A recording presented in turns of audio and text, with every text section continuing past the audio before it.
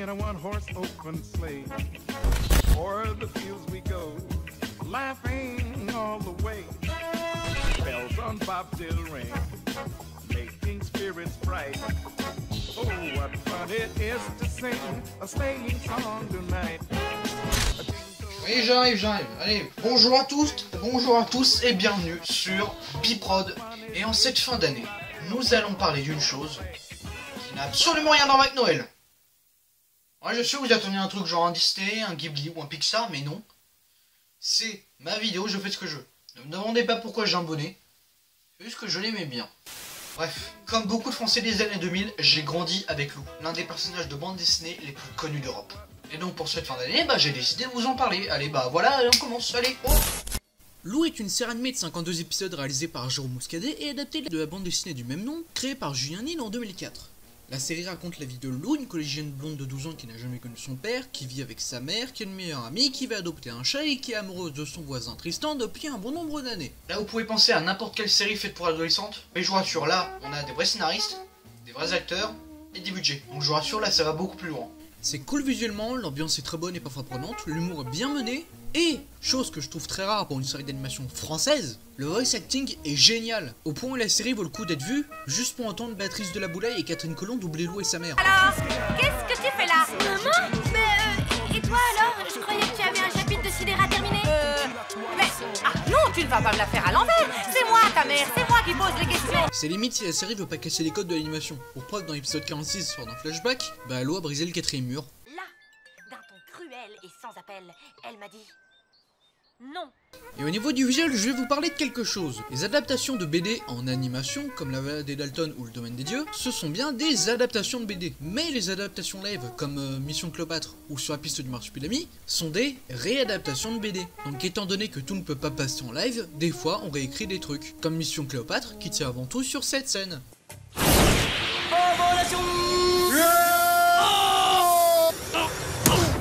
Ce qui fait que les adaptations en animation sont plus faites pour les puristes. Pour revenir à Lou, même si c'est de l'animation où tout bouge, comme la série Gaston ou les nouvelles aventures de Lucky Luke, ils sont dans un style où les designs des personnages et des décors restent fidèles aux originaux.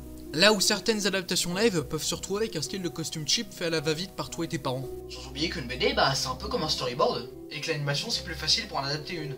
Au niveau des qualités, je le redis, c'est cool visuellement, la musique est très bonne. A Day in My Life a réussi à me faire pleurer. Après peut-être la seule chose que j'aurais à reprocher à la série, c'est la durée des épisodes. Il y a tellement de choses dont la série peut parler que des fois t'as envie que ça aille beaucoup plus loin. Ou alors peut-être des épisodes à un arc narratif remonté pour passer en un épisode, comme quand Lou, Richard et sa mère partent à la montagne et où on apprend qu'il y a un triangle amoureux entre Richard, Ludmilla et la mère de Lou. Mais bon, je peux comprendre, les séries d'animation françaises en général ont un budget assez réduit, donc là je pardonne. Il y a aussi dans la série une utilisation du mensonge qui montre le fait que parfois ça peut sortir d'une mauvaise situation. Dans l'épisode 11, Tenue de soirée, où la mère de Lou se rend à une soirée de jazz organisée par Richard, où pour pas se taper la honte, elle prétend jouer de la flûte à bec.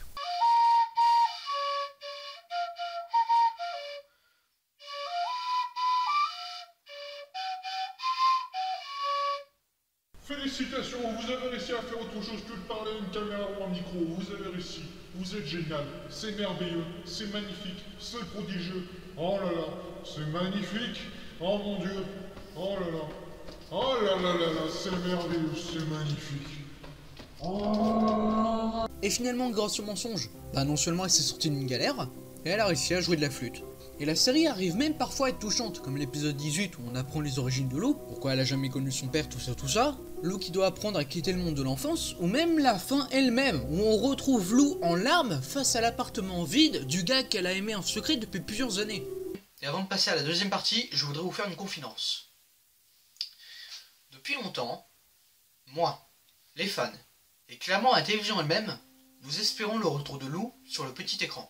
Mais ça fait des années que Glénat et Gwen Productions tortillent du cul sur ce sujet. Je veux dire, honnêtement, c'est quoi leur excuse? Oh mais adapter Lou c'est trop compliqué. Connerie, on a is no good.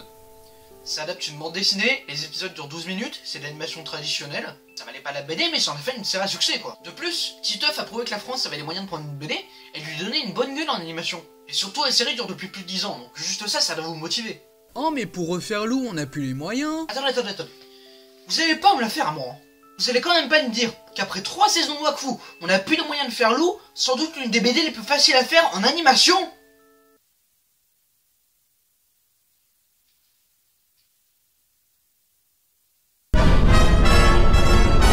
Oh mais Lou, c'est compliqué à écrire en série. Ça fait plus de 10 ans que Lou est en format serré avec les bandes dessinées.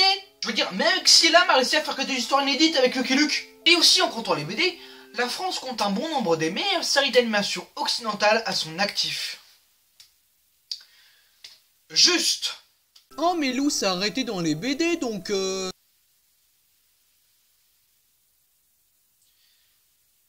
La suite. Lou Journal Infime est un film génial, et de mon point de vue, c'est un véritable chef-d'œuvre. Le Journal Infime est un film réalisé par Julien Nil, adapté de la série de BD culte créée par Julien Nil. T'as compris le truc, j'espère. Lou, cette fois-ci incarnée par Lola Lasseron, est une jeune fille de 12 ans. Mais il y a un problème, sa mère, cette fois-ci incarnée par Ludivine Sagnier, attendez là... Oh, la mère de Lou des chiens! Ah non, c'est normal. Sa mère, incarnée par Ludivine Sagnier, bah elle est malheureuse. Au même moment, Richard, joué par Kian Kojandi, Qui pour une fois a des cheveux. emménage en face de chez elle, ce qui fait que Lou va faire en sorte que sa mère et Richard se mettent ensemble. Et de son côté, elle va connaître une histoire d'amour avec Tristan, qu'elle surveille depuis plusieurs années tellement elle en est amoureuse. Ce qui l'amènera à vivre des aventures avec sa mère, son voisin, son chat, ses potes et bien sûr Tristan qui est un gars cool. Et le film aussi est ultra cool. C'est la meilleure transition du monde. Le film est magnifique. Avec des scènes ultra colorées et ultra détaillées, on a l'impression que les décors et les couleurs sont des personnages à eux tout seuls. Ça fourmille de détails, il y a des bons gags visuels entre les personnages, c'est génial sur l'aspect technique, l'humour fait mouche, Lasseron et Sagnier ont une très bonne alchimie, il y a parfois des clins d'œil par-ci par-là à la BD, il y a des visuels qui peuvent être vus comme des références, et niveau adaptation, c'est extrêmement fidèle dans les personnages, dans les décors et même dans les dialogues des personnages. Bah c'est ultra fidèle. C'est même pas possible de faire plus fidèle, à moins de le faire en animation. Imaginez, Julien Nil a même été reprendre le compositeur musical de la série. Et le film arrive même à conserver le style de la BD, tout en créant le sien. Vous voulez une adaptation fidèle? Ok, il y a tous les éléments de la BD. Il y a le chat, il y a Mina, il y a Gino, il y a la grand-mère de Lou, il y a Madame Schurm, et il y a Tristan, pour dire. Il y a même des scènes en animation style Japon au moment où la mère de Lou écrit l'histoire de Sidera. Et une ambiance un peu dans le style de Kiki la petite sorcière. Par son style enfantin, ses couleurs, ses personnages et sa musique rappelant parfois celle de Joe Hisaishi, qui est le compositeur légendaire du studio Ghibli. A partir de ça, le film est une véritable déclaration d'amour à la BD qu'il adapte. Surtout que j'adore le concept de la malle de la honte. Et le film a même un très bon message, qui est selon moi, n'abandonne jamais. Et c'est en affrontant leurs défauts que nos héroïnes ont chacune réussi à faire le grand pas, à se réconcilier et à reprendre leur vie en main.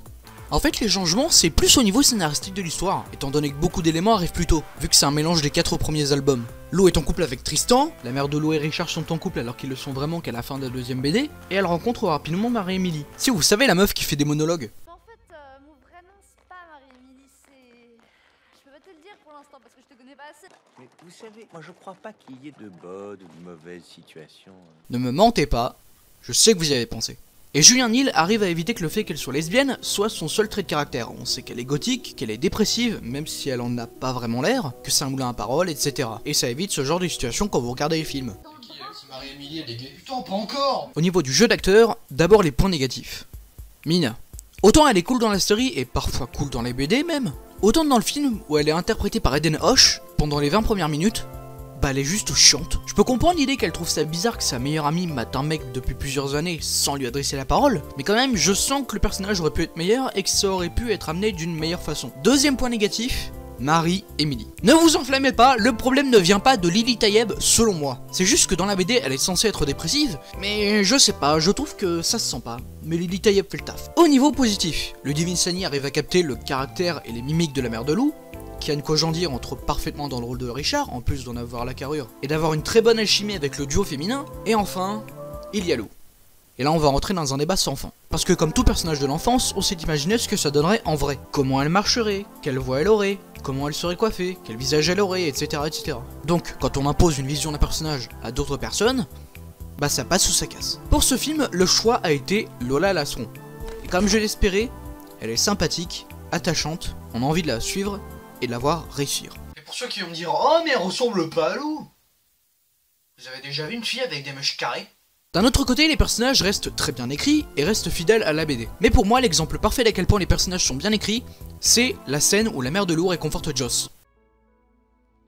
Maman grande.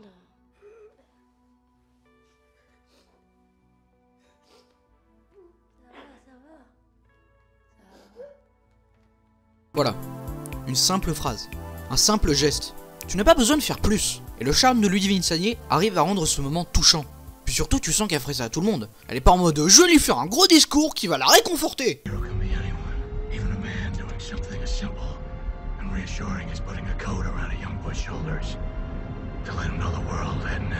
Pour la conclusion, Le Journal Infime est un film drôle, prenant, touchant et qui détient son propre style tout en restant fidèle à celui de l'œuvre qu'il adapte, étant donné que l'auteur de la BD donne sa version live des personnages. Et ça c'est pour la satisfaction personnelle, mais ça fait tellement du bien de voir une adaptation de BD où il n'y a pas un Kev Adams, un Benoît Poelvoorde, un Elise Moon ou un Cadmerade qui est là juste pour faire de la pub au film. Dernier point sur la musique. Composé par Julien Licaro, qui je le rappelle est le compositeur musical de la série, son style colle parfaitement à celui du film. Cela se remarque particulièrement avec les thèmes de la Malle de la Honte, du générique d'ouverture, ou encore avec le thème du laser game. Et voilà, j'ai fait le tour de Lou. Et j'ai tiré un trait sur elle. Elle m'aura accompagné pendant 7 ans, jusqu'au dernier jour d'enregistrement de cette vidéo. Et grâce à elle, j'ai compris une chose. Toute ma vie, j'ai cherché à être heureux. Mais la raison pour laquelle j'étais heureux, j'ai toujours porté dans mon cœur. Depuis ce matin de CE2, et que je t'ai découvert à chanter devant ton micro. J'aurais appris des choses sur la vie grâce à toi. Et c'est ça qui me plaît. C'est qu'à partir des cendres d'un monde en ruine, j'arrive à en bâtir un meilleur. Alors que je sois dans mon lit, sur internet, ou à l'autre bout du monde, tu seras toujours auprès de moi. Et tu seras toujours comme ma soeur. Merci.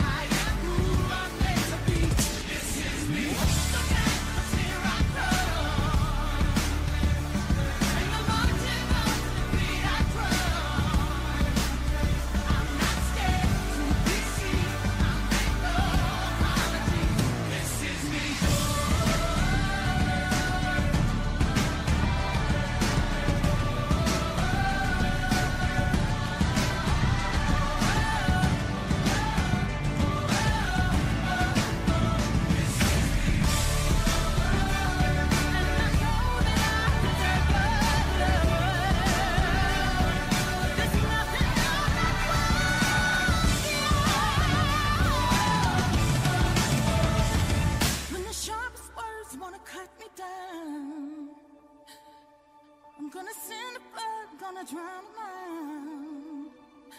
This is brave, this is bruised, this is who I'm meant to be. This is me.